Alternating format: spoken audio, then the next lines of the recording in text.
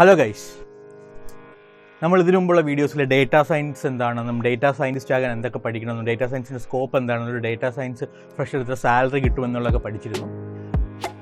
ആ വീഡിയോ ഒക്കെ കണ്ടിട്ട് എന്നോട് പലരും ചോദിച്ചു ഡേറ്റാ സയൻസിൻ്റെ ആപ്ലിക്കേഷൻസ് എവിടെയാണ് എഴുതുന്നത്, റിയൽ ലൈഫിൽ എന്തെങ്കിലും ആപ്ലിക്കേഷൻസ് ഉണ്ടോ, അങ്ങനെയുള്ള കാര്യങ്ങൾ ചോദിച്ചിട്ടുണ്ട്. സോ ഇന്നത്തെ വീഡിയോയിൽ ഞാൻ പറയാൻ വേണ്ടി പോകുന്ന ലോകത്തിലെ പ്രമുഖ സെർച്ച് എഞ്ചിനായ ഗൂഗിൾ, ലോകത്തിലെ ഏറ്റവും പ്രമുഖ സോഷ്യൽ മീഡിയ ആയ ഫേസ്ബുക്ക്, ലോകത്തിലെ ഏറ്റവും പ്രമുഖ ഇ-കൊമേഴ്സ് വെബ്സൈറ്റ് ആമസോൺ എന്നീ കമ്പനികളൊക്കെ എങ്ങനെയാണ് ഡേറ്റാ സയൻസ് യൂസ് ചെയ്ത് അവരുടെ ബിസിനസ് കിട്ടുന്നു എന്നുള്ളതാണ്. So I M Sahil, welcome to the new video of എഡ്യൂർ.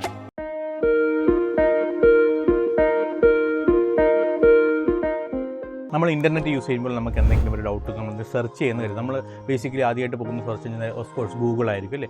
ഗൂഗിളിൽ നമ്മളൊരു കാര്യം സെർച്ച് ചെയ്യുമ്പോൾ അതിൻ്റെ ബാക്ക് എൻഡ് ഒരുപാട് പ്രോസസ്സ് നടക്കുന്നുണ്ട്. കാരണം ഗൂഗിൾ ഒരു സെർച്ച് നടക്കുമ്പോൾ അവർ ആ പ്രോബബിലിറ്റിയുള്ള നമ്മൾ സെർച്ച് ചെയ്ത ക്വസ്റ്റ്യൻ അല്ലെങ്കിൽ ആ ഒരു ചോദ്യത്തിന് ഉത്തരം കിട്ടാൻ പ്രോബബിലിറ്റിയുള്ള വെബ്സൈറ്റുകളാണ് ലിസ്റ്റ് ചെയ്യുന്നത്. അവർ ഇതിനായിട്ടൊരു 200ഓളം പാരാമീറ്റേഴ്സ് കൺസിഡർ ചെയ്യുന്നു. നമ്മളൊരു സെർച്ച് ചെയ്തതിന് ശേഷം റിസൾട്ട് കാണിക്കാനായിട്ട് ഗൂഗിൾ 200ഓളം പാരാമീറ്റേഴ്സ് കൺസിഡർ ചെയ്യുന്നുണ്ട്. എന്നിട്ടാണ് അവരെന്താണ് സെർച്ചിന് റിസൾട്ട് ചെയ്യുന്നത്.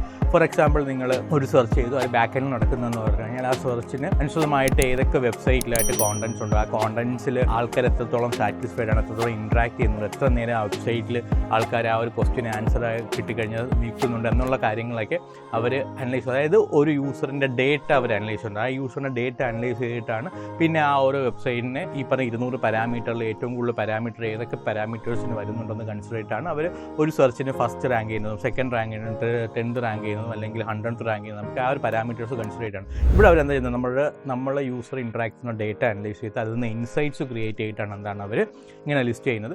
ഇങ്ങനെ കൃത്യമായിട്ട് ഗൂഗിളിന് ഡേറ്റ അനലൈസ് ചെയ്യാൻ പറ്റിയില്ലായിരുന്നെങ്കിൽ എന്ത് സംഭവിച്ചേനെ, നമ്മൾ സെർച്ച് ചെയ്യുന്നതിന് കൃത്യമായിട്ടൊരു ഉത്തരമായിരിക്കത്തില്ല നമുക്ക് കിട്ടിക്കൊണ്ടിരിക്കുന്നത്. അങ്ങനെ നമുക്ക് കൃത്യമായ ഉത്തരം കിട്ടിയില്ല എന്നെങ്കിൽ നമ്മൾ സെർച്ച് ചെയ്യാനുള്ള പ്രോബബിലിറ്റി നമ്മൾ കുറഞ്ഞു, നമ്മുടെ സെർച്ചിന് റിലേ ചെയ്യാനുള്ള പ്രോബിലിറ്റി കുറഞ്ഞു വരും. അങ്ങനെ അവർക്ക് ഡേറ്റയിൽ നിന്ന് ഇൻസൈറ്റ്സും അനാലിസിസും ഒക്കെ കണ്ടെത്താൻ കഴിഞ്ഞില്ലായിരുന്നെങ്കിൽ ഗൂഗിൾ ഇത്രയും വലിയൊരു കമ്പനി ആയിട്ടൊന്നും മാറില്ലായിരുന്നു അല്ലേ. അപ്പോൾ ഗൂഗിൾ എന്നൊരു കമ്പനി ഇത്രത്തോളം വലുതാവാനുള്ള ഏറ്റവും പ്രധാന കാരണം ഞാൻ വിശ്വസിക്കുന്നത് ഡേറ്റയിൽ നിന്ന് അനാലിസിസ് കണ്ടുപിടിച്ചിട്ടെന്നാണ്. ഇതുപോലെ നമ്മളെല്ലാം സോഷ്യൽ മീഡിയ യൂസ് ചെയ്യുന്നത്. സോഷ്യൽ മീഡിയയിൽ ഏറ്റവും കൂടുതൽ എല്ലാവരും യൂസ് ചെയ്യുന്നത് ഫേസ്ബുക്കോ ഇൻസ്റ്റാഗ്രാമൊക്കെ ആയിരിക്കും. നിങ്ങൾ ഫേസ്ബുക്ക് ലോഗിൻ ചെയ്യുമ്പോൾ നിങ്ങൾക്ക് ടൈം ലൈനിൽ കുറച്ച് പോസ്റ്റുകൾ കാണിക്കും അല്ലേ. ആ ടൈം ലൈനിൽ പോസ്റ്റ് കാണിക്കണം. നിങ്ങൾക്ക് ഒരു 1000 ഫ്രണ്ട്സ് ഉണ്ടെങ്കിൽ നിങ്ങൾ 1000 ഫ്രണ്ട്സിൻ്റെയും പോസ്റ്റ് ഒരിക്കലും നിങ്ങളുടെ ടൈം ലൈനിൽ കാണിക്കത്തില്ല. മറിച്ച് ഏറ്റവും ടോപ്പ് കാണിക്കുന്നതെന്ന് പറഞ്ഞു കഴിഞ്ഞാൽ നിങ്ങളെ ഏറ്റവും കൂടുതൽ ഇൻട്രാക്ട് ചെയ്യാൻ പ്രോബബിലിറ്റി ഉള്ള അതനുസരിച്ച് പ്രയോറിറ്റൈസ് ചെയ്തിട്ടാണ് എന്താണ് നിങ്ങളുടെ ടൈം ലൈനിൽ ഓരോ പോസ്റ്റും കാണിക്കുന്നത്. അപ്പോൾ നിങ്ങൾ ഒരു ടൈം ലൈനിൽ കയറുമ്പോൾ നിങ്ങൾക്ക് എന്താണ് ഇഷ്ടമുള്ളത്, നിങ്ങളുടെ ഏറ്റവും ക്ലോസ് ഫ്രണ്ട്സ് ഏതാണ്, നിങ്ങളുടെ പോസ്റ്റുകളിൽ ഇൻട്രാക്ട് ചെയ്യുന്ന, നിങ്ങൾ എൻഗേജ് ചെയ്യുന്ന ടൈപ്പ്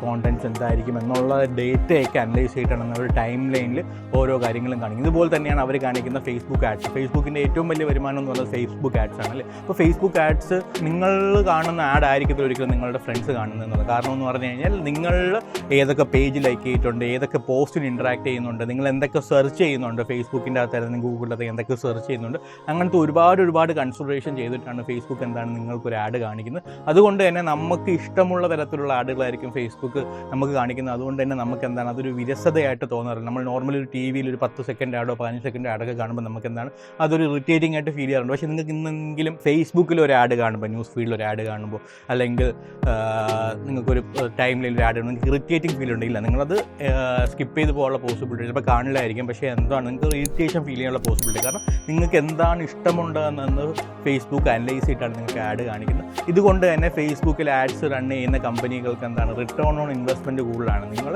അതൊരു അപ്രോപ്രിയേറ്റ് ഉള്ള കസ്റ്റമറാണ്, നിങ്ങളെ ബിഹേവിയർ അനലൈസ് ചെയ്തിട്ടാണ് അവർ ആഡ് ചെയ്യുന്നത്. ഇത് തന്നെ അവർ ഉപയോഗിക്കുന്ന ഡേറ്റാ സയൻസ് ആണ്. ഇത് മാത്രമല്ല, നിങ്ങൾ ഏതെങ്കിലും ഒരു പോസ്റ്റ് കൂട്ടുകാരായിട്ട് നിൽക്കുന്ന ഒരു ഇമേജ് ഫേസ്ബുക്കിൽ അപ്ലോഡ് ചെയ്യുന്ന എഴുതുക. അപ്പോൾ അവിടെ എന്താണ് അവർ ഓട്ടോമാറ്റിക്കലി നിങ്ങൾ ആ പോസ്റ്റിലുള്ള ഫ്രണ്ട്സിനെ ടാഗ് ചെയ്യാൻ വേണ്ടി കാണിക്കുമല്ലോ, ഇന്ന ഫ്രണ്ട്സാണെന്ന് അവർ ഐഡൻറ്റിഫൈ.